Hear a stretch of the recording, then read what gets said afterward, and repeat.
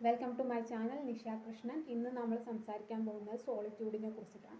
Solitude എന്ന് പറഞ്ഞു കഴിഞ്ഞാൽ നമ്മൾ എന്താണ് എന്ന് നമ്മളെ അറിയാൻ ഉള്ളൊരു മാർഗ്ഗമാണ് സോളിറ്റ്യൂഡ്. അതായത് നമ്മുടെ കൂടെ ടൈം സ്പെൻഡ് ചെയ്യുമ്പോൾ നമുക്ക് നല്ലൊരു ഫ്രണ്ടിനെ കിട്ടും. അതാണ് നമ്മളാണ് നമ്മളെ ഏറ്റവും വലിയ ഫ്രണ്ട് ആവേണ്ടതും.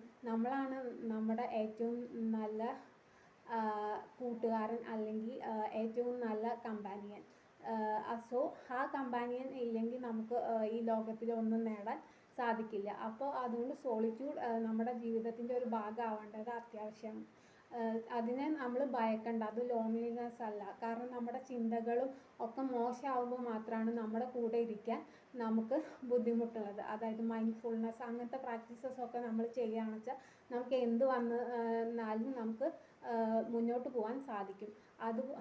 അതുകൊണ്ട് സോളിറ്റ്യൂഡ് എന്നുള്ള പ്രാക്ടീസ് ചെയ്യുകയാണെന്ന് വെച്ചാൽ നിങ്ങൾക്ക് നിങ്ങളുടെ പ്രയോറിറ്റീസ് എന്താണ്, നിങ്ങളുടെ ഡ്രീം എന്താണ്, നിങ്ങളെക്കുറിച്ച് ഒരു ഐഡിയ കിട്ടാൻ അത് സഹായിക്കും.